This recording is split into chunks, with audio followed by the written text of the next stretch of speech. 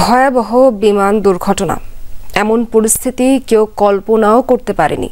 এটা কোনো কথা, এটা কোনো দেশ হইল একটা লোকালয়ের উপরে কেন একটা ট্রেনিং বিমান উঠবে বলেন?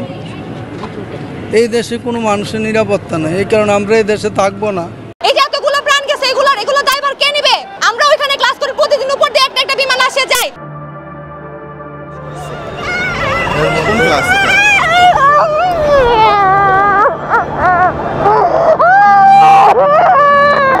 কিছু বাচ্চা হাইটে আসতেছিল, কিছু বাচ্চা কুলে করে আনতেছিল, কিছুগুলার ওই যে ট্রলিতে করে আনতেছিল। আর্মির গাড়িতে নিয়ে সব বাচ্চা মানে ড্রেসগুলো সব পুরা ছিল, আর হলো গায়ের চামড়া মাথা থেকে পা পর্যন্ত পুরা সাদা ছিল। আমার বলার কোনো ভাষা নেই। সরকার কই? সরকার তো নাকে তেল দিয়ে ঘুমায়। এই সরকারের বিরুদ্ধে আগে আমাদের দাঁড়াতে হবে। এদিকে মাইলস্টোন কলেজে বিমান বিধ্বস্ত হওয়ার কারণে যে এতগুলো প্রাণ গেল তার দায়কে নিবে আপনারাই বলেন দর্শক।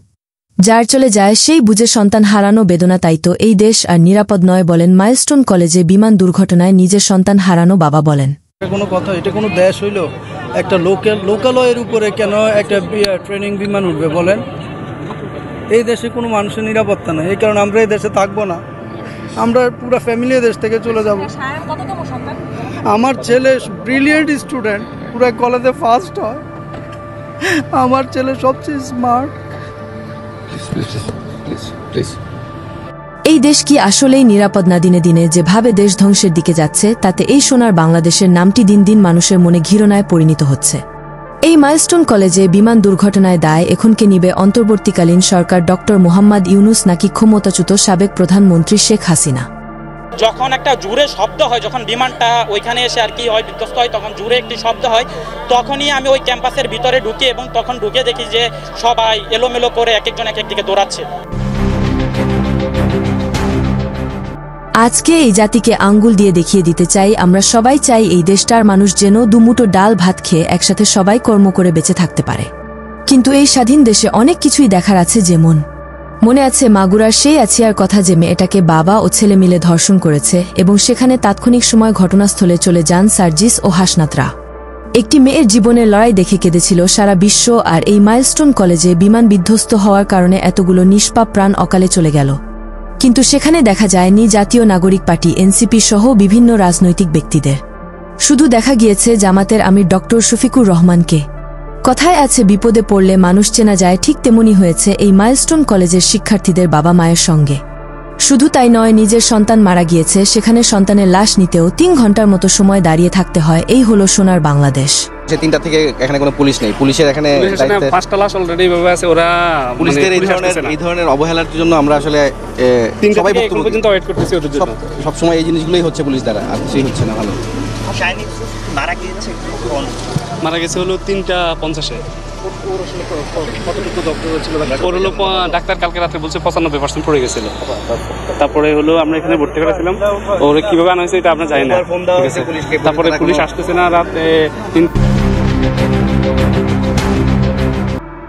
আপনাদের বলে যেতে চাই, যারা আন্দোলন করে আজ নিজেকে মারাত্মক লেভেলের যোদ্ধা মনে করেন তাদেরকে বলে যেতে চাই, ক্ষমতাচ্যুত শেখ হাসিনা তো খারাপ ছিল, তাই তাকে দেশ থেকে চলে যেতে বাধ্য করেছেন, কিন্তু যাকে ওই মহামূল্যবান চেয়ারের দায়িত্ব দিয়েছেন এই অন্তর্বর্তীকালীন সরকার ডক্টর মোহাম্মদ ইউনুস এই দেশের জন্য কি পরিবর্তন করেছেন তা ভালো করেই দেখছে দেশের জনগণ।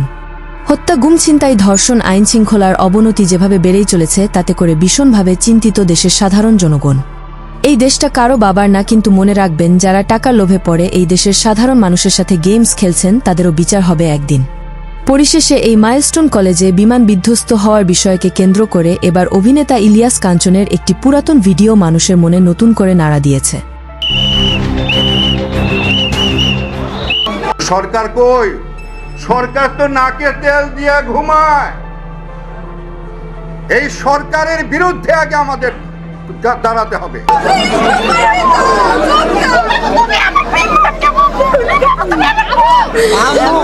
আমার ওয়াইফ আসছে বাসা থেকে 1:15টার সময় বাচ্চাদেরকে নিতে, ছুটির টাইম তো, ওই সময় কলেজ ছাড়া বাকি সব ছুটি হয়। তো যুদ্ধ বিমানটা যেই বিল্ডিং এ পড়ছে ওইটাতে আমার ছেলে, বড় ছেলে আর হলো মেজো মেয়ে ক্লাস করে। শেষমেশ এই মাইলস্টোন কলেজে বিমান দুর্ঘটনায় যারা নিহত হয়েছে তাদের জন্য বুক ভরা ভালোবাসা ও উপরওয়ালার কাছে বলতে চাই আল্লাহ যেন নিহতদের জান্নাতবাসী করেন। তো প্রিয় দর্শক, এই মাইলস্টোন কলেজে বিমান বিধ্বস্ত হওয়ার দায় এখন কাকে দিতে চান, এছাড়াও কাদের ভুলের কারণে আজ এতগুলো নিষ্পাপ প্রাণ অকালে চলে গেল, তা আমাদেরকে কমেন্ট করে আপনাদের মতামত আমাদেরকে জানিয়ে দিতে পারেন।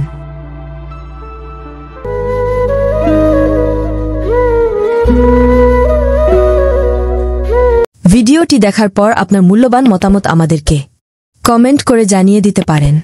আমরা আপনার সেই মহামূল্যবান কমেন্টের রিপ্লাই দেওয়ার জন্য সর্বদা প্রস্তুত রয়েছি।